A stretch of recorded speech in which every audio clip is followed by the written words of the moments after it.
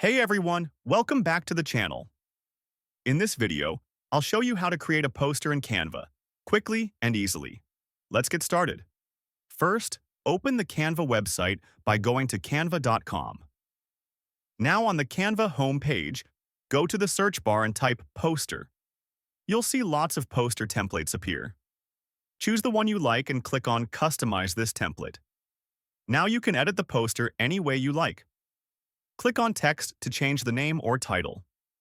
Use the top menu to change the font, color, and size. You can also change the background color or add photos, icons, and elements. Make the poster match your theme, for example, a school event, business sale, or YouTube announcement. Once you're done editing, click on Share at the top right. Then click Download. Select PNG or PDF format. Your poster will be saved on your device, ready to print or share online. And that's it.